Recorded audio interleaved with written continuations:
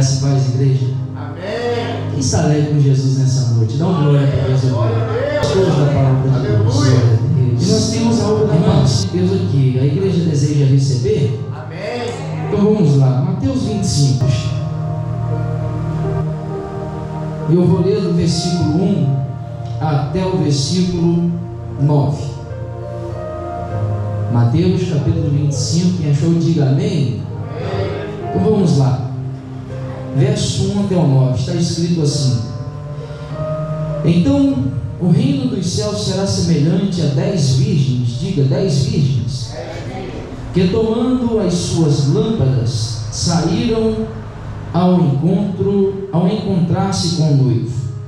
5 dentre elas eram nécias, e 5 prudentes. As nécias, ao tomar a sua lâmpada, não levaram azeite consigo. No entanto, as prudentes, além das lâmpadas, levaram azeite nas vasilhas. E, entrando a noite, foram todas tomadas de sono. Diga, sono. De novo, sono. E adormeceram. Mas, à meia-noite, ouviu-se um grito: Eis o noivo, saí ao encontro. Então se levantou todas aquelas virgens e prepararam as suas lâmpadas. E as nécias disseram às prudentes: Dai-nos do vosso azeite, porque as nossas lâmpadas estão apagadas. Mas as prudentes responderam: Não, para que não nos falte a nós também, e a vós outras, ide antes aos que vendem e comprai. Podem sentar. Glória a Deus. Irmãos, nós estamos vivendo um tempo meio que próximo a isso aqui. Irmãos, é uma palavra bastante conhecida, a palavra das 10 virgens, e é uma palavra de um grande ensinamento para o nosso coração. A Bíblia fala de várias culturas, mostra várias culturas de várias regiões que, do início de Gênesis a Apocalipse, culturas dentro da Bíblia que nós podemos ver, exemplo de culturas egípcias, marroquinas, várias culturas existem mostrando algo um pouquinho dentro da Bíblia.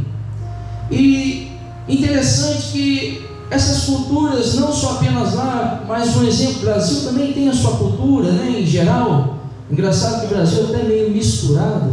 A cultura do Brasil, Salvador, Bahia é um jeito, Rio de Janeiro é outro e tal. E nas culturas existe um aprendizado para nossas vidas. E o que eu quero dizer com culturas? Jesus, quando fala da parábola das 10 virgens, ele traz um ensinamento mostrando algo bem aprofundado sobre a cultura do judaísmo, uma cultura que os judeus até o dia de hoje, os ortodoxos principalmente, eles vivem ainda um pouco dessa cultura das antiguidades até o dia de hoje. E essa parábola das 10 virgens é um aprendizado que Jesus, analisando pela cultura dos judeus, ele traz o ensinamento de como será a boda dos cordeiros, como será o noivado do noivo Jesus Cristo com a sua noiva a igreja na terra. E ele pega um pouco daquela cultura para que os judeus pudessem entender o que ele está ensinando, o que ele está explicando, né? O aprendizado daquele momento, trazendo da cultura para as suas palavras de como será o noivado até a vinda de Jesus Cristo para resgatar a sua noiva. E interessante que essa cultura deles é algo tão aprofundado que ensina muitas coisas para nós, tanto do que já aconteceu como irá de acontecer, tanto do que Jesus já fez como ele ainda há de fazer. E a Bíblia vem mostrando para nós algo muito profundo. Quando fala sobre cultura, Jesus, ele traz o ensinamento nessa parábola das 10 virgens, falando de 10 virgens, a qual 5 eram prudentes e 5 eram nécias, mas nenhuma delas deixaram de ser noiva dele, nenhuma delas deixaram de ser virgens, noiva do cordeiro, noiva do noivo, nenhuma delas deixaram de ser, vamos dizer assim, igreja, nenhuma delas deixaram de ser, mas algumas habituaram de fazer a cultura, praticar a cultura, manter a cultura viva na sua vida, e outras deixaram um pouquinho de lado a cultura, deixaram os afazeres um pouquinho de lado. E vamos ver o que Jesus tem para nos ensinar sobre essa parábola das 10 virgens. Interessante que o noivo, na cultura judaica, quando vai para conhecer a noiva, ele vai para se encontrar com ela à primeira vista. Exemplo dentro da Bíblia foi Isaac com a sua querida, digníssima noiva que iria se casar. Ele apenas avistou e se apaixonou, e a Bíblia diz que eles se olharam, não se pegaram, não se aproximaram, mas no olhar eles se apaixonaram. E na cultura judaica, o noivo, quando vai conhecer a noiva, na cultura eles se olham, se apreciam com os olhos, se conhecem nos afazeres olhando, não se apegam, não se apalpitam a mão um no outro, não se aproximam muito, mas apenas se avistam. E isso, na verdade, já aconteceu no nosso tempo, ou no tempo em que Cristo veio à Terra. Quando Jesus, na verdade, veio à Terra, ele veio com uma missão. A missão foi de formar a igreja, de nascer através dele ou sua noiva. Como assim mesmo, quando Adão, quando morreu, em parte, no seu profundo sono que Deus deu, assim Deus arrancou da costela dele e nasceu a noiva dele, ou a esposa dele, que era Eva. Assim Jesus praticamente veio à terra fazer. Ele veio para nascer dele a sua noiva, a igreja. E assim aconteceu, na verdade, quando há um encontro do noivo com a noiva. Qual é o momento hoje? Ainda acontece isso? Qual é o momento que hoje ainda acontece? O encontro da noiva com o noivo, quando nós aceitamos a Jesus Cristo. Quando nós erguemos nossas mãos em meio a testemunhas e dissemos: eu aceito a Jesus como o único, eterno Salvador da minha vida. E isso já é uma avistada a noiva reconhecendo de quem é o seu noivo. E assim também Jesus no céu, ele conhece aqui na terra quem é a sua noiva. Esse é o primeiro encontro da noiva hoje. Esse é o primeiro encontro de que nós, como noiva, temos diante de Cristo. Segundo ponto da segunda etapa da cultura judaica é de que quando o pai vai junto com o noivo para conhecer a noiva, na cultura judaica o pai paga um dote. O pai paga um dote. E esse dote, ele não deixou de ser pago por Jesus Cristo. Esse dote foi pago. E não foi pago com dinheiro, Fernando. Esse dote não foi pago com apenas um ouro ou uma prata. Não foi pago com nada disso. Esse dote foi pago com o sangue de Cristo, derramado na cruz do Calvário, há 2000 anos atrás. Assim foi pago o dote de Cristo pela sua noiva na terra. E o terceiro ponto, a qual na cultura judaica os judeus praticam, é quando o noivo e a noiva, ao atardecer, se aproximar, eles deixam, na verdade, a noiva, mas não deixam só. Eles não deixam abandonada com seus pais. Não. O noivo e o pai deixam a noiva com uma serva. Irmãos, isso não foi diferente em nossas vidas. Isso não foi diferente há 2000 anos atrás. Não foi. Jesus, ele virou e falou assim: olha, eu estou indo para o Pai, mas não vos preocupeis, porque eu não vou deixar vocês órfãos. Porque quando eu for, depois de mim virá o Consolador, o Espírito Santo de Deus, Ele está ao nosso lado, queridos. Ele está a todo momento, irmãos, nos ajudando. Aparentemente parece que não, mas Ele está nos servindo praticamente com as suas orações, com gemidos inexprimíveis, como Ele me falou, no momento de nossa fraqueza, no momento que nós não conseguimos orar, no momento em que nós pecamos, Ele também nos ajuda na intercessão por nós. Glória a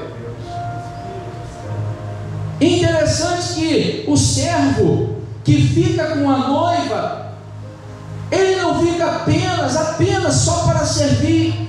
O maior dever do servo, juntamente com a noiva, o dever maior do servo ou da serva, da serva com a noiva, o dever maior é de ele alertar os afazeres dela. Porque quando o noivo vai embora, a noiva não pode ficar na expectativa de qualquer maneira.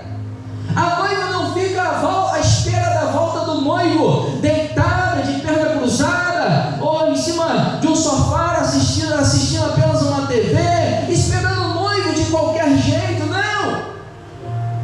O noivo vai, mas a noiva tem afazeres para a próxima vinda dele.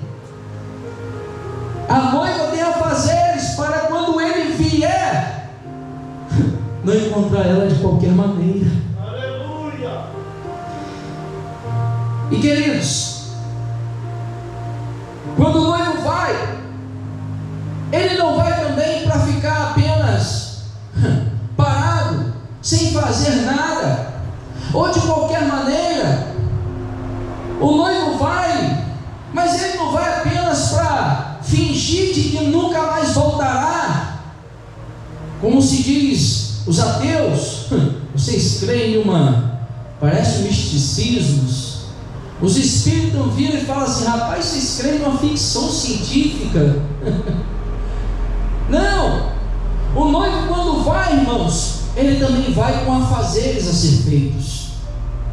Quando ele vai, a primeira coisa quando ele vai a fazer é quando está bem claro, dizendo, quando ele vira e fala assim: olha, eu irei, mas eu não irei para qualquer canto, não irei fazer qualquer coisa, não, eu irei junto ao Pai para vos preparar um lugar, porque na casa do meu Pai há muitas moradas,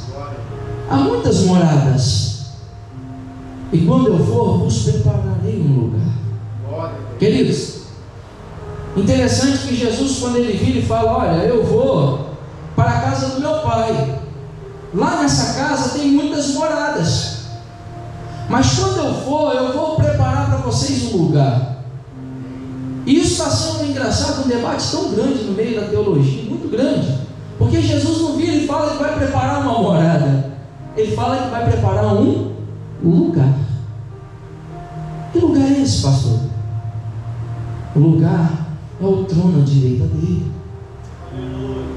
O lugar é aquele ponto onde uma terça parte foi derribada, que precisa ter adoração também naquele lugar. O lugar é onde precisa de vários e vários adorando para que o trono se mova lá no céu. Lugar.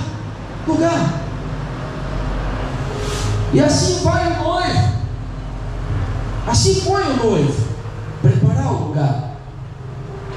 E a noiva? E agora como é que fica a noiva? A noiva fica agora com um servo. Vamos dizer assim, nosso paladar, a igreja fica com o servo, e o servo é o Espírito Santo. E eu posso te alertar de uma coisa: todos os dias ele chama a nossa atenção para lavar as nossas vestimentas no sangue do Cordeiro. Porque na cultura judaica, quando o noivo vai, ele larga para a noiva um par de vestimenta. E vestimenta essa é para que ela possa todo dia estar vestindo e se preparando, vestindo e se preparando, vestindo e se preparando. E essa vestimenta não pode estar rasgada, não pode estar suja. Essa vestimenta não pode estar com remendos. essa vestimenta tem que estar intacta. Por quê? Porque é a vestimenta de que o noivo deu para a noiva. Aleluia. É a vestimenta que dizemos assim, de todas que ela tem no guarda-roupa dela, aquela é preciosa. De toda vestimenta que ela possa ter, de lindas e mais lindas que ela possa ter, mas aquela é diferente. São duas, aquelas duas são diferentes. Aquelas duas têm que sempre estar intacta. E numa simbologia bíblica para nós, o que significa essa vestimenta? A santidade da igreja, a santidade da noiva. Querido, nós estamos vivendo em um período, em um tempo, de que está acontecendo, de que a noiva está adormecendo muito fácil. Nós estamos vivendo em um século de que a noiva está adormecendo muito com facilidade e se aprofundando nesse sono, ao ponto de que tem hora se esquece dos princípios. A mensagem que eu falei ontem lá, dos princípios esses que são santidade, princípios esses que tem hora que nós esquecemos que está escrito em Hebreus 12:14, quando vira e fala para nós: seguir a paz com todos e a santificação. Por quê? Porque sem essas coisas ninguém verá o Senhor.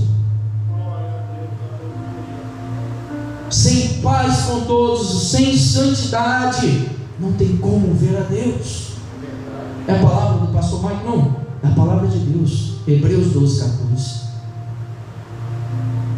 Então chegamos num ponto, irmãos, de que o mundo é como muitos vídeos passam por aí de alerta, né? Satanás não quer mais destruir a igreja, Satanás não quer mais acabar com o mundo. Não. Principalmente que ele não precisa fazer isso, ele tem entrado em muitas igrejas sem as igrejas perceberem.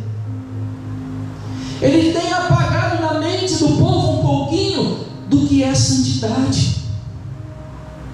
Ele tem pegado aquela escama lá que caiu nos olhos de Saulo e tem colocado nos olhos de muitos, talvez, que não está conseguindo enxergar a realidade da coisa. Tem muitos que têm esquecido, irmãos, do pudor, do que é lá a verdade da lei de Deus. Tem muitos irmãos que conseguem dizer assim: eu amo a Deus, mas não conseguem amar o próximo. Enquanto o próprio Jesus virou e falou assim: como podeis vocês dizer que amam a Deus se não conseguem amar a quem é o teu próximo? A quem você vê? Como pode isso? Estamos chegando a um período, um tempo, irmãos, de que a igreja está vivendo dessa maneira. Está perdendo de enxergar o que é a verdadeira santidade. Segundo ponto, de que a noiva tem que se manter limpa e cheirosa. Em uma simbologia bíblica, limpa e cheirosa significa se manter em adoração a Deus. Aleluia. Queridos, certa vez Deus me deu uma revelação e eu perguntei a Deus: meu Deus, eu dentro de um vale sozinho orando, falei: Senhor, eu tenho que te dar o dízimo, mas de tudo, e como que eu dou o dízimo do ar que eu respiro? Aí ele virou para ele e falou assim: me adore, me adore, me adore, porque nós somos criados para sermos adoradores. Não importa o lugar, não importa o momento, não importa a localidade, não importa a multidão, não importa se estiver só, não importa. O que importa é que nós temos que ser verdadeiros adoradores na presença dele. E o Pai, como diz a palavra de Deus, o próprio Jesus virou para a samaritana e falou: olha, não importa se é aqui em cima desse monte ou se é no templo, não importa o que eles pregaram, o que eles falaram. O que importa é que o Pai está à procura de verdadeiros adoradores. Ele está à procura de verdadeiros, de que adore a Ele em espírito espírito e em verdade. Glória a Deus. A noiva tem que se manter limpa e cheirosa. Como? Se manter na adoração a Ele. Está doendo? Adore. Está difícil, Fernando? Adore. A pancada bate, magoa, adore. Está sobrevivendo 2 meses quase com apenas R$200 de compra dentro de casa, como eu vivi, adore. O gás acabou, vira o bujão, ore em cima do gás e fala: Senhor, multiplica. Eu não falei nada com meus pais há uns anos atrás, multiplica, Senhor. O gás voltou a funcionar com a boca, fizemos o bolo ainda, ó. Não conto nada, irmãos, tem hora, milagre, adoro. Só eu e minha esposa sabemos disso. A coisa aperta, está apertando, irmãos, não vou mentir não, vai apertar mais um pouquinho. Ei, mas nós não paramos, não podemos parar de adorá-lo. Glória a Deus. Essa é a realidade. Segundo muitos, dizem que do som do querubim ungido, como muitos chamam ele de Lúcifer, do corpo dele saíam sons de adoração a Deus. Eu imagino, talvez, quando saíam os sons, aí entrava os serafins, os anjos, em adoração, dizendo: Santo, Santo, Santo é o Senhor dos Exércitos. Aleluia. Santo. Eu imagino que tudo isso acontecia no céu, aquele coral. Mas de repente, da queda, pum, e abriu-se um abismo na face da terra. Só que depois de 7 dias, contado por Deus, que não foi só apenas 7 dias, depois de 7 dias Deus reconstrói tudo e descansa. Mas tem um porém. Eu imagino, irmão, se é fruto da minha imaginação, pela queda de Lúcifer, Deus arrancou o que ele tinha mais de valor, do perfeito som, da perfeita adoração, e colocou dentro do homem, para que nós possamos dar a verdadeira adoração. Irmãos, não importa como você adora, não importa se você não tem boa voz, não importa se você tem uma taquara rachada na garganta, não importa. O que importa, irmãos, é da forma que sai daqui de dentro, sendo verdadeira adoração. Isso é o que importa para Deus, queridos. Isso é o que é de mais valor para Deus, amados. Não importa de como você adora, se você adora sorrindo, se você adora chorando, se você adora de joelho, não importa. O que importa é de como sai daqui, daqui de dentro. Da mesma maneira é como a palavra santidade. Não importa, queridos, a santidade, existe uma diferença entre ser santo e santidade, porque ser santo é Deus, é o único, mas santidade é de dentro para fora. Terceiro ponto, irmãos, da noiva, e é o ponto, um dos pontos mais importantes, é o manter a sua lamparina acesa. Queridos, uma coisa muito interessante é o verso 3 em diante, quando diz assim: as nécias, ao tomarem as suas lâmpadas, não levaram azeite consigo. Tipo que não se importava muito com aquela coisa, não se importava muito a preparar para o noivo, não se importava muito dos afazeres para o noivo. Eu imagino, talvez, que as nécias, talvez até mantinha as suas vestimentas limpas. Eu imagino que elas se mantinham limpas e cheirosas, porque até demais, né, se não manter limpo e cheirosa, misericórdia. Eu acredito que esses 2 pontos até faziam, mas o ponto mais precioso Ou vamos dizer assim, o ponto crucial da situação, que é manter o azeite, a preparar a botija do azeite, manter a sua lamparina acesa. Por que manter a lamparina acesa? Na cultura judaica, queridos, a casa da noiva que já estava comprometida com o noivo, a sua lamparina ficava na porta, de pendurada e acesa. Quando se apagava ou estava próximo, dando tempo de diminuir o azeite, ou ela se alertava de ir encher o azeite, ou o servo ia e falava: olha, a lamparina está se apagando, e ela ia e recolocava mais o azeite. Aquela lamparina não podia se apagar, não podia ela se escurecer. Agora você fala assim: por que, pastor? Fala, por que, pastor? Porque o compromisso marcado na casa dela era aquele ali. Qualquer homem passava, olhava e falava assim: paps, aí tem um bote pago. Qualquer homem que olhava passava: opa, não, aí eu não posso entrar não. Era mais ou menos como se fosse assim: 10ª praga, o anjo da morte passando dentro do Egito. Quando foi passando lá dentro do arraial de Israel, queridos, nos umbrais estava com aquele sangue marcado. Aí o anjo da morte ia lá, batia e fez: epa, aí tem compromisso. Aí tem marca de um cordeiro. Aí tem marca de sangue de alguém. Não posso não.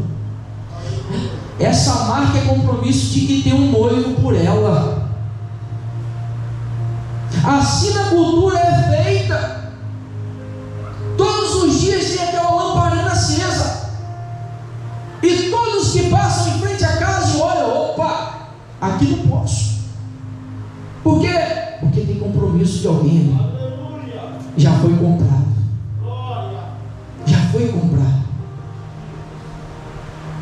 Só que das 10 virgens, queridos, 5 não se preocupava de preparar o azeite, de comprar o azeite, de ir a comprar o azeite. Nem pouco talvez se assentava. Isso tem acontecido nos nossos dia a dias. Isso tem acontecido, irmãos. Tem hora que eu paro analisando esse texto, a preocupação maior tem hora não é nem o adormecer, porque se adormecer e o azeite estiver aceso, a lamparina estiver acesa com aquele azeite, ainda está marcado pelo cordeiro. Mas se adormecer, como as 5 nestes, sem lamparina acesa, aí não tem prevenção nenhuma, não tem vigilância nenhuma, não tem vigilância nenhuma. Enquanto Jesus, lá no monte, chama 3 camaradas: ei, vão ali junto comigo. Aí a Bíblia diz que eles subiram ao monte para orar. Jesus vira para eles e fala: olha, fica aqui, porque eu vou mais um bocadinho à frente orar um pouquinho. E a Bíblia diz que eles ficaram ali, e Jesus se retirou um pouquinho e foi orar. E Jesus levou um momento em oração. Quando volta, encontra os 3 dormindo. Jesus, eu imagino que ele chega, dá um toquinho assim no pé de mulher: opa, que isso? Não podeis ficar acordado nem por 1 minuto? Olha, pelo amor de Deus, vigiai e orai. Vigiai e orai. Engraçado que nem vira e fala assim: orai e vigiai. Não, primeiro vigiai, depois orai. Para quê? Para que não entreis em tentação. Por quê? Porque o espírito, na verdade, está pronto, mas a carne ainda é fraca. A carne é fraca. Irmãos, Ontem lá em Guarulhos, eu dei uma pequena ministraçãozinha. E na ministração, Deus colocou no meu coração sobre princípios.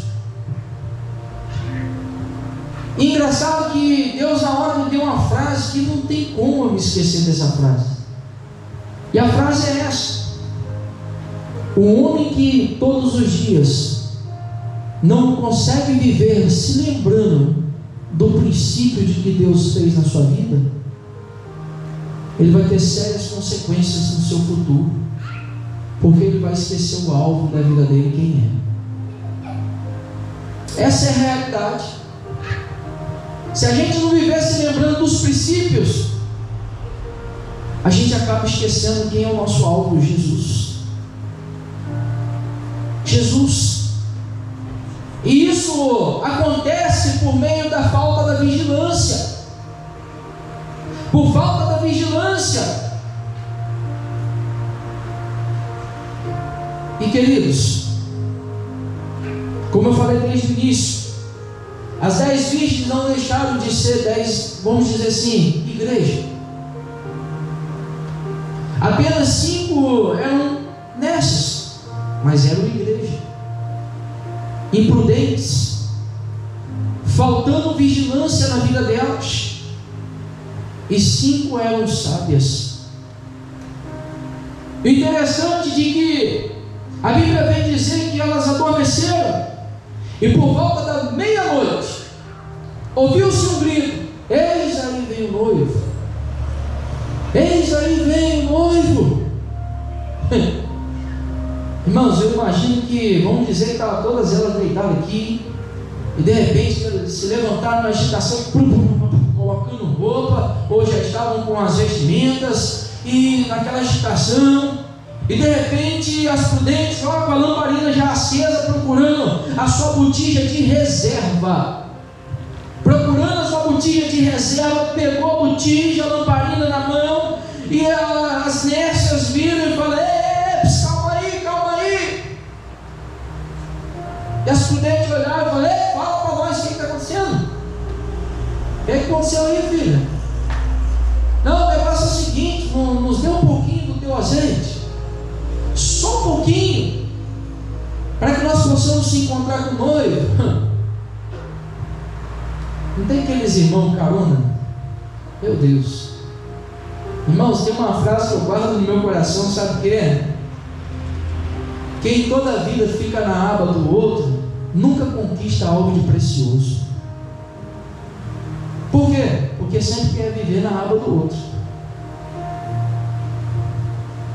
Eu aprendi isso na minha vida.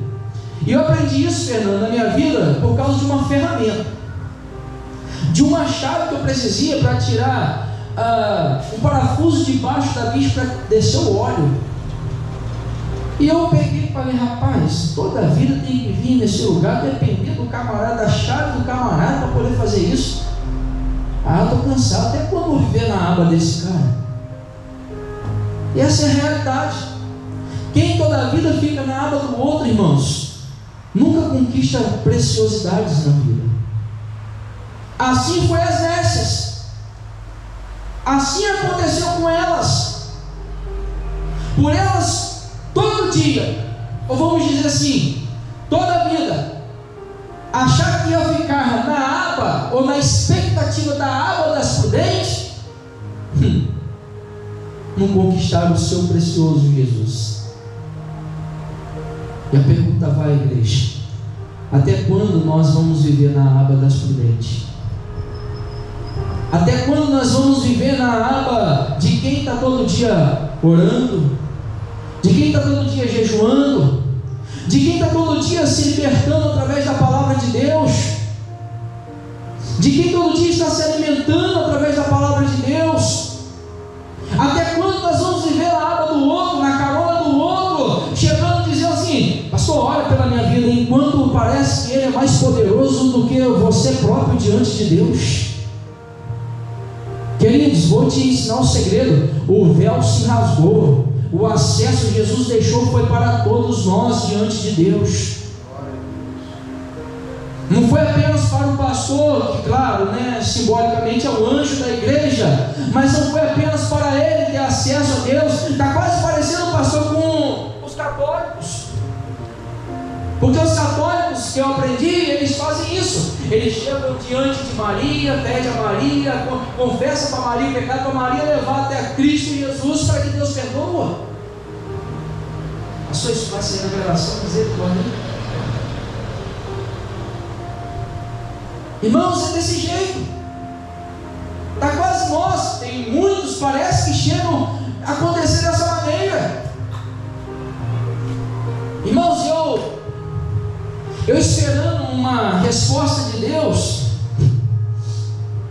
e eu fui falar para Deus assim: meu Deus, por que o Senhor nunca usa ninguém para me entregar algo, uma profecia, uma revelação, falar algo da parte do Senhor para mim? E quando alguém vem para me entregar alguma coisa, o Senhor sussurra no meu ouvido dizendo assim: olha, se levantará um camarada, te veste assim, assim, assim, vai vir para te entregar algo, mas não dê ouvido, porque não é da parte de mim. E o camarada não deu 2 minutos, o camarada veio, entregou com as vestes, e eu falei: Jesus, e ninguém me entrega nada, eu esperando a resposta. Eu fui falar com Deus na madrugada, eu fui falar: Senhor, por que o Senhor não me entrega nada? Por que o Senhor não fala nada? Por que o Senhor não usa alguém? Sabe qual foi a resposta de Deus? Deus virou para ele e falou assim: para que eu vou usar alguém se eu falo contigo face a face? Queridos, quem tem intimidade não precisa de outros profetas vir entregar. Deus próprio fala com o profeta. E engraçado, irmãos, o que tem acontecido, voltando para o texto, senão a gente vai fugir do texto aqui. O que tem acontecido, irmãos, é que muitas das vezes a gente tem desejado de viver na aba do outro. Aí, por tentar viver na aba do outro, a gente esquece da vigilância. A gente, vamos dizer assim, a gente adormece na vigilância. A gente adormece na santidade. A gente adormece, Fernando, na adoração, chegando ao ponto de dizer assim: poxa, o culto hoje foi tão frio. O culto hoje foi tão... Tem muitos que viram e falam assim: que frio, nada, foi morno, porque se fosse frio para Deus, ele estava bom. Quente, melhor ainda, morno, Deus vomita. Tem gente que vira e fala: o culto foi morno, foi frio. Mas, irmãos, não é que foi morno, que foi frio. A realidade é que quem faz o culto não é quem está aqui em cima. Quem faz o culto é o conjunto, é quem está aí embaixo junto com quem está aqui em cima. A igreja não é para ser um coral. A igreja não é para ser um individual. A realidade é essa. Muitas das vezes o irmão está ali embaixo e não sente a presença de Deus, é porque na verdade ele não está movimentando alguma coisa para que sinta a presença de Deus. Porque assim diz a Isaías, irmãos, que quando os anjos no céu diziam em adoração a Deus Santo, vamos dizer o Santo, Santo, Santo, a Bíblia diz que o trono de Deus se movimentava no céu de um lado para o outro. E como eu posso sentir o trono de Deus se movimentar no meio da igreja se eu não tenho o adorado? Se eu não tenho mantido a minha vida em santidade? Se eu não tenho mantido a minha vida em vigilância? Como? Como, irmãos?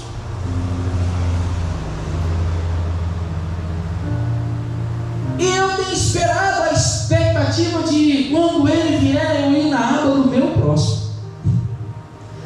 Posso falar uma coisa, irmãos? Quem pensa dessa maneira não ama o próximo, não. Sabe por que não ama? É que mais ou menos assim: não, deixa ele pagar o preço por mim, deixa ele sofrer lá, deixa ele orar pela minha libertação, de orar e jejuar por mim, deixa ele fazer algo por mim. Mais ou menos assim, irmãos, enquanto nós também podemos fazer por ele. Já reparou, irmãos, que quem muito vive no jejum, na oração pela vida dos outros, sofre mais do que aqueles que estão pedindo? Já reparou de quem muito vive nessa maneira de orando e jejuando, quando vai pegar no microfone e dar um testemunho e fala assim, aí lhe chega um irmão para pedir oração, enquanto quem mais precisava era eu. Sabe o que significa isso, irmãos? É que todos nós somos necessitados. E quem resolve as nossas causas não é o nosso próximo, é Deus. É Deus. Esses dias na plataforma, um camarada lá virou para mim e falou assim, rapaz, eu estou perdendo, rapaz, a campanha, campanha fervorosa, rapaz, campanha de quebra da maldição, e tal, e tal, e tal. E eu ouvi aquilo ali, eu cocei a cabeça, eu falei, meu Deus, porque, irmãos, não vou mentir para vocês não, o tanto de que já aprendi lendo a Bíblia, em livros, e me aprofundando em estudos bíblico, porque quando sai e entra extra bíblico, eu vou um pouquinho fora, eu quero só entender o que ele quer dizer, mas não quero me aprofundar. E eu ouvi camarada falar isso, e eu fui e falei assim, varão, parabéns, você está perdendo, a gente faz aqui agora a campanha, a gente faz aqui agora, rapaz, vamos fazer um culto dentro do camarote aqui, rapaz, campanha como? Quebra da maldição. Ele sim. E eu falei assim, mas eu posso te ensinar algo dentro da Bíblia? Ele sim, varão. Eu falei, rapaz, campanha quebra a maldição?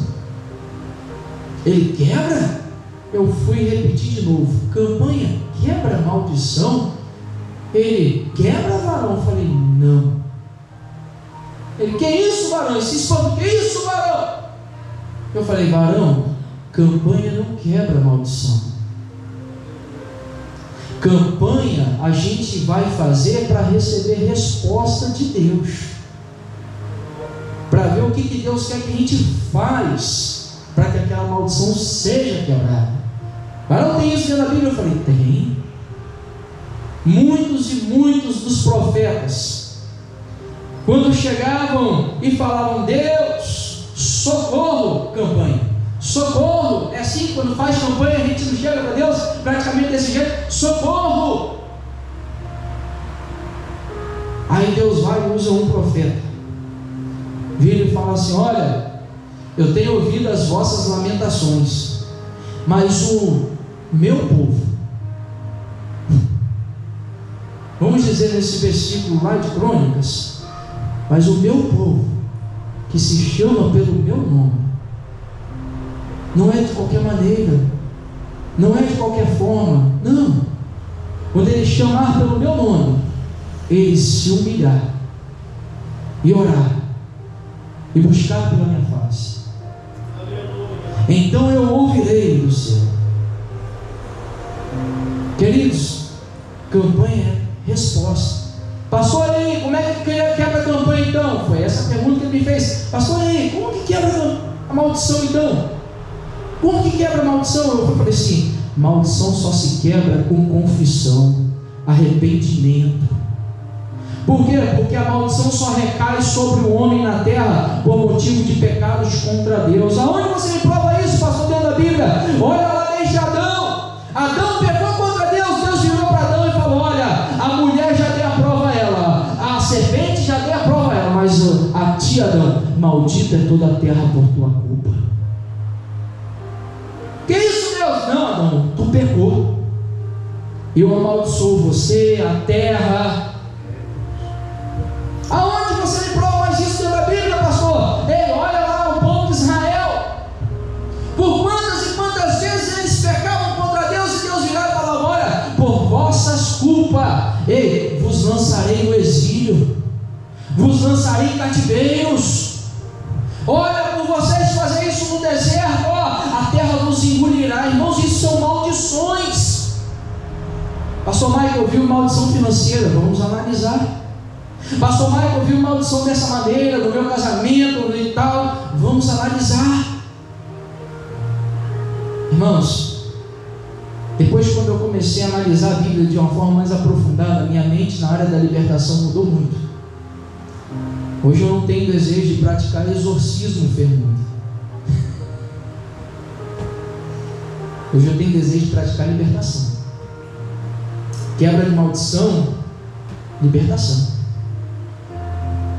Mas muita vigilância, jejum, oração. Quando a gente começa na prática disso, temos que se manter. Temos que se manter, para que nós possamos ajudar outros e que aquele outros também ajude a outros. Não é só apenas para aqueles que nós ajudamos venham a viver na nossa aba, não. Irmãos, voltando para o texto, vamos entrar nesse ponto, não, eu estou terminando. Quem está com sono, diga amém. Eita, é forte. Irmãos, quando chegou nesse ponto de que aconteceu de que a imprudente, as nécias, viraram e falaram: ei, nos dê um pouco do teu azeite, nos ajude, porque nós não temos, nos ajude. Qual foi a resposta da prudente? Olha, faz o seguinte, volte lá atrás, vá até o vendedor que vende o azeite, compre o azeite, para que não nos falte, porque se nós der, vai faltar. O que nós temos aqui é a conta. Então vá lá, compre, e depois de comprar, venha até nós.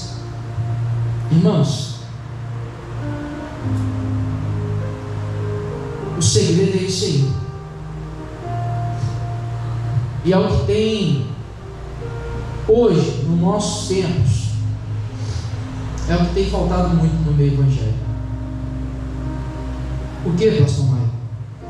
A compra do azeite.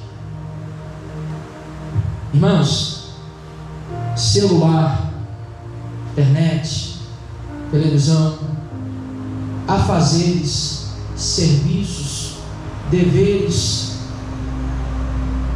tem causado cansaços, fadigas, pressões psicológicas.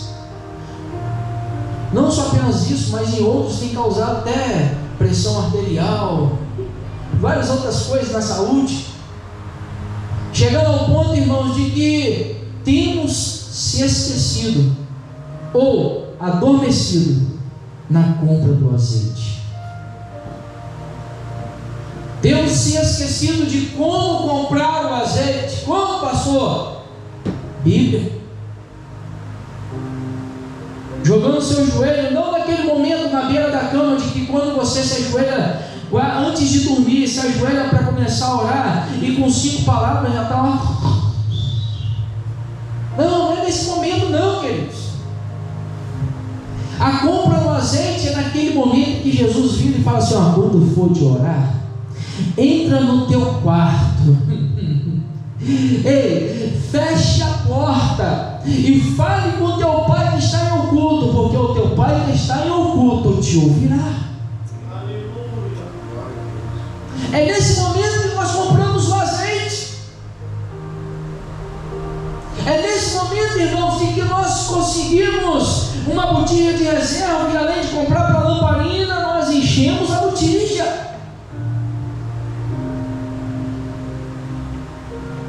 Nós estamos, meu Deus, eu tenho observado o tempo, o século que nós estamos vivendo, irmãos, e a coisa está ficando tão difícil, tão apertado, tão terrível,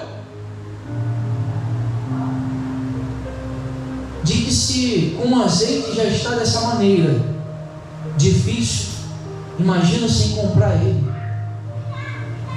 Irmãos, se para quem está na luz, com a lamparina, está se tornando difícil, imagine quem está nas trevas sem a lamparina acesa. E o problema de tudo, queridos, que mais tem me preocupado, é que em vez da gente chegar para perto de alguns que não têm conseguido comprar o azeite, e chegar e falar que ajuda, ou melhor, nem pergunte, agarra no braço, vamos ir, vamos orar. Por mais que não, estou ocupado, calma, é 2 minutinhos, e de 2 a gente para 5, para 10, né? Vamos ali, vamos orar. Em vez da gente que estamos com a lamparina acesa, muitas das vezes fazer isso, queridos, nós temos feito o contrário. Nós temos olhado e falado, esse daí, quem? Pastor Márcio? Nosso Deus, não acredito, tomou essa queda. Irmãos, eu dei risada esse dia que quase dá uma gargalhada, não sei porquê, mas me deu aquela vontade na hora de tão, sei lá, um negócio tão triste que eu ouvi um camarada, que ele veio para me alertar praticamente, ou não sei, chegou até um pastor amigo meu e falou assim: Maio, vou te perguntar, porque eu não acreditei, mas eu quero te perguntar e te alertar, e vou te alertar porque eu não acredito que isso não aconteceu. Me disseram que você estava bebendo, fumando, bateu na Thaís, foragido. Eu falei: que isso, rapaz? Isso tudo no mesmo tempo? Que isso, rapaz? Ele me disse. Eu falei: rapaz, se eu estou foragido, não sei. Eu sei que eu estou aqui na casa de Deus. Se eu bati dela, também não sei, porque ela está aqui do meu lado e me ama muito. Não é, irmão? Irmãos, beber, nunca graças a Deus. Bebida alcoólica, nunca. Cigarro, não sei nem qual é o gosto, porque o cheiro a gente sente, né? Plataforma, então, misericórdia. Vai pegar uma peça lá, um almoxerifado e passa dentro do modo, tem hora. Aquele fedor, nem que tem alguém fumando, não. É porque a catinha do cigarro já fica entranhada nas paredes. E de repente eu ouvi isso. Ele foi me conceder e falou assim: olha, alguém quer te derrubar. Alguém quer te derrubar. É onde que eu estou falando, irmãos. Eu não sei se não sei se essa pessoa está com a lamparina acesa, às vezes está apagada, e quer tentar apagar de quem está acesa. Praticamente, numa visão bíblica, quando, estou terminando, tá, queridos? Quando as nessas virou para as prudentes, você nos deu um pouquinho do teu azeite, praticamente virou e falou assim: ei, compartilha para que acabe junto também. Não é, Fernando? Compartilhe para que acabe as nossas junto também. Queridos, é o que está acontecendo. Muitas das vezes pessoas que estão já apagadas, quer apagar da gente. Quer apagar da gente. Mas como eu aprendi, queridos, na intercessão, de que o intercessor como Moisés, Jesus e vários outros dentro da Bíblia, intercessor dá a vida por outro. O intercessor faz como Moisés fez, desceu com as tábuas da lei na mão, bezerro de ouro pronto, e ouvindo a voz de Deus dizendo assim: Moisés, o teu povo. É Moisés: meu não, Deus, é seu. Não, não é mais não, é o teu, porque está lá pecando lá contra mim, lá, ó, ó o bezerro. Aí, calma aí, Deus, deixa que eu vou lá resolver. E desce com a tábua. E o primeiro mandamento é: não farás para ti imagem de escultura. Aí o bezerro está pronto. Segundo, não adorarás. E eles estão adorando. Terceiro, nem prestará culto. E eles estão fazendo festa. E Moisés chega diante do bezerro, aquela multidão, e ele olha para a tábua de novo, olha o bezerro. Sabe qual foi a mente de Moisés? Não foi de mostrar a tábua para que o povo viesse morrer, não, queridos. Porque Deus podia punir o povo se eles dessem o que estava escrito na tábua. Pelo contrário, Moisés pegou da tábua e ó, quebrou para que ninguém viesse nele. Derrubou o bezerro, discutiu com o arraial, subiu depois de novo e falou: Senhor, teu povo Pecou. Mas se eu lembro, Senhor, da promessa. Um camarada, pastor, quando está cheio do azeite, quando está com a lamparina acesa, ele não vira para Deus e fala: Senhor, mata, Senhor, acaba com a raça, Senhor, destrói, Senhor, esquece dele, deixa acabar na terra. Não, ele vira e fala: Senhor, é o teu povo, e olha, lembra-te da promessa que fizeste a Abraão, a Isaac e a Jacó. Lembra que o Senhor prometeste ao teu povo, Senhor, a terra. Lembra das promessas. Aí Deus vem falar: mas esse povo é de duro coração, eu vou destruir, eu vou matar. Aí Moisés vem e fala: ó Senhor, se o Senhor quiser matar, mata. Mas posso te falar uma coisa? Se o Senhor matar, risca o meu nome do livro da vida. Olha, intercessor, queridos, é um desafio com Deus. Teria alguém coragem de fazer isso? Um homem, quando está cheio do azeite, a lamparina acesa, com a certeza, a convicção, irmãos, de que o teu Redentor não te troca por nada. Na intercessão ele faz isso. Eu conheci um homem, irmãos, que ele virou no meio do culto e falou assim: Senhor, esse câncer que está no estômago dela, arranque dela e coloque em mim, porque eu não quero vê-la sofrer. E a mulher foi curada. Essa é a realidade do intercessor, queridos. Um homem, quando está cheio, a virgem, quando está com a lamparina acesa, na vigilância, na santidade, na adoração, na prudência, irmãos, nada abala, nada traz impactos contrários, nada. Vamos colocar de pé? Vamos orar?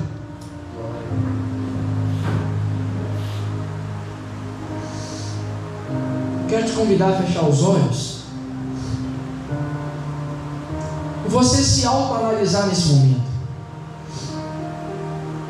Não se analisa quando é da Santa Ceia, não, porque Jesus, Paulo não proíbe de tomar a Santa Ceia. Ele fala apenas: examina, depois tome. Mas esse autoanálise agora é diferente. Se analisa agora o que tem te impedido de comprar o azeite. Se analisa agora se por acaso a sua vasilha de reserva ou seu candeeiro, sua lamparina está rachada ou está furada. Tapa essa brecha.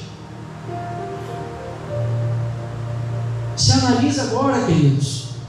Como eu falei para um servo de Deus lá atrás, maldição não se quebra com campanha.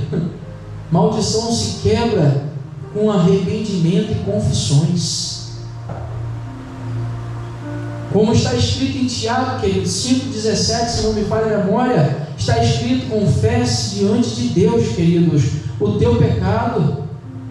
Perdão, 1 João 9 está escrito: confesse o vosso pecado diante de Deus, que Ele tem poder para vos perdoar e purificar de toda injustiça.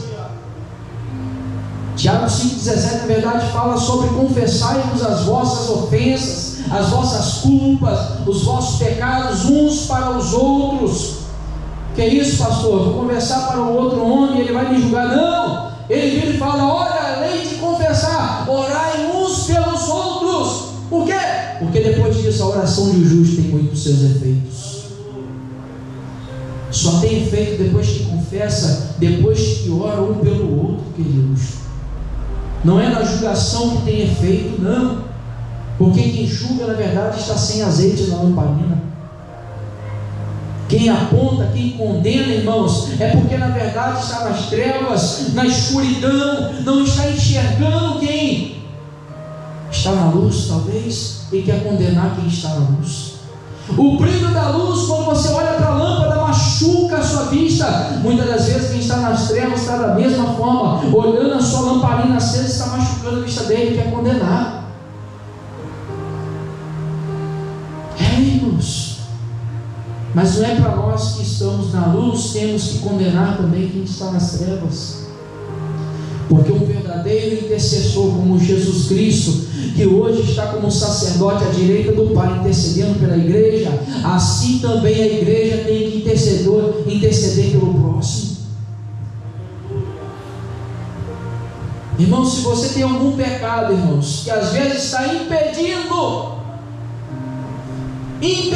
de você romper as barreiras, romper, queridos, de uma tal forma que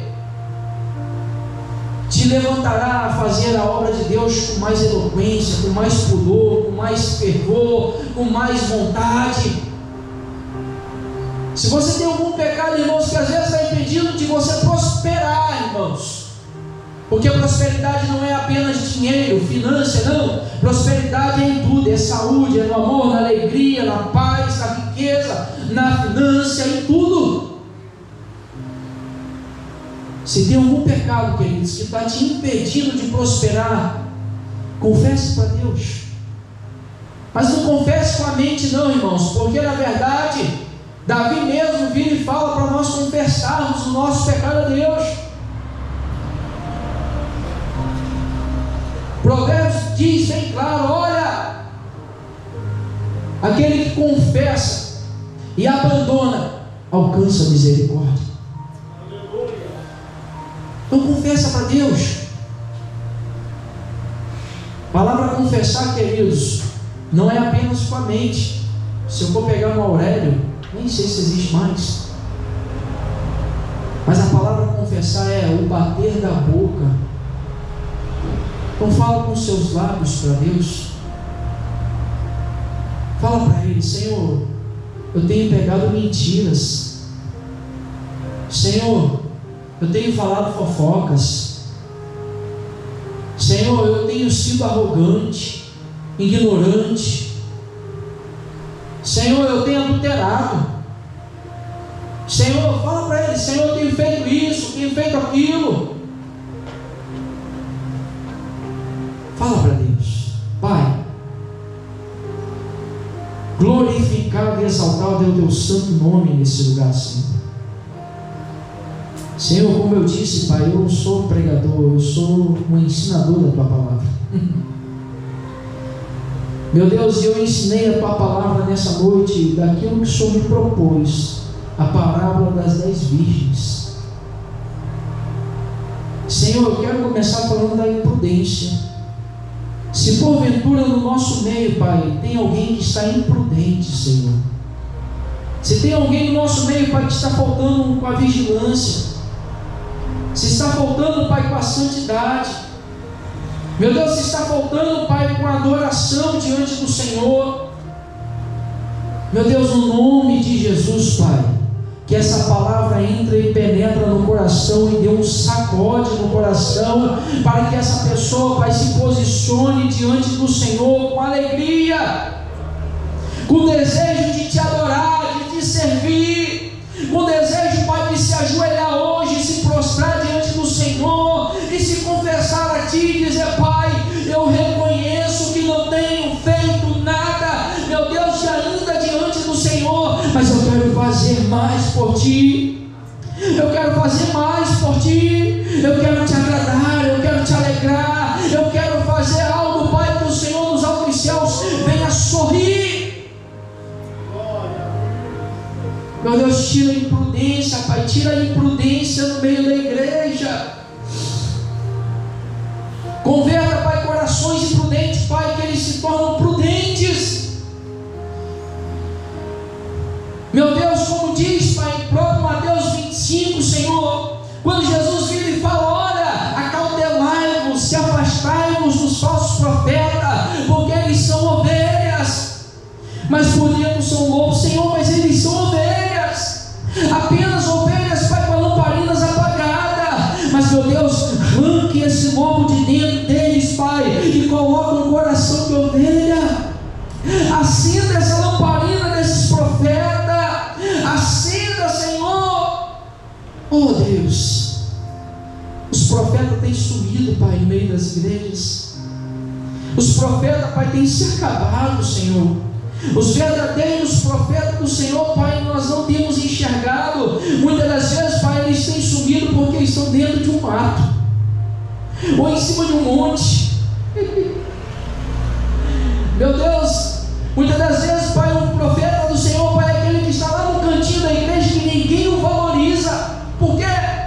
Porque muitas das vezes só fala duro, só fala bruto, mas fala aquilo que o Senhor ordena.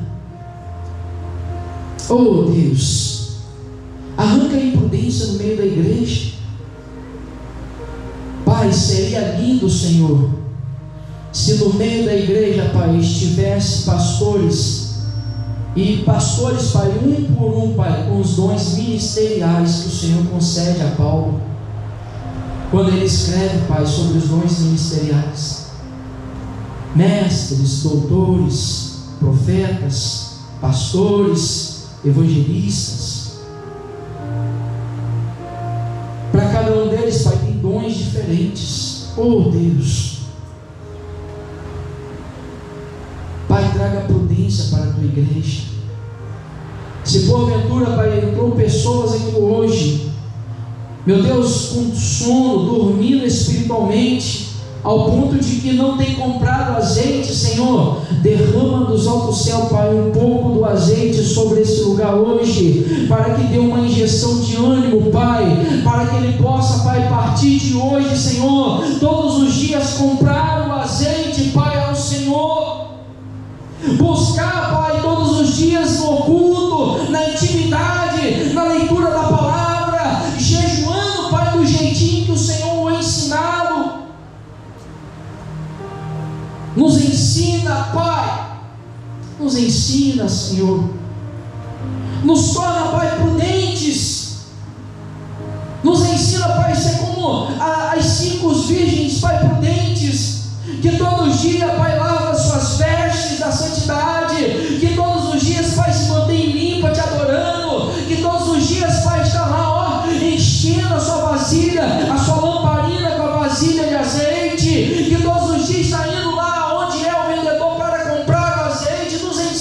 Senhor, nos ensina, ó Pai, esses deveres, porque muitas das vezes, Pai, o servo Espírito Santo está até nos, Senhor, nos pontando, nos dizendo: ei filha, levanta, acorda, desperta, você que dorme, ei, vai comprar o azeite, desperta, ei, você está indo no caminho torto, no caminho errado, olha a santidade. Quando chega na igreja, ele vira e fala: ei, me adore, não somente na igreja, mas dentro de casa, no colégio, no trabalho, em todo momento ele vira e fala: me adore. Oh Senhor, nos ensina a ser prudentes, nos ensina, Senhor, Pai, porque o nosso alvo é Jesus. E assim nós aguardamos Ele, Senhor, com a sua vinda. Meu Deus, eu imagino, Pai, já nesse momento, ao encontrar com o noivo nas nuvens e ver, Pai, lá, Senhor, aquele ser todo lindo, de branco, meu Deus, na coxa escrito Rei dos Reis, Senhor dos Senhores. Meu Deus, eu quero entrar com Ele, Pai, passear com Ele, chegar diante dos portais, ouvir, Pai, Senhor, Ele dizer: levantai a vossa cabeça, os portais, para quê? Para que entre o Rei da Glória. Eu quero andar nas ruas de ouro com Ele, e nós iremos no nome de Jesus. Senhor, eu te agradeço por tudo, Pai, te agradeço, Senhor, e nos abençoa, Pai, dia após dia, no nome de Jesus. A igreja que crê, diga amém, aplauda Ele, em nome de Jesus. Hoje eu vou fazer uma aliança com meu Deus.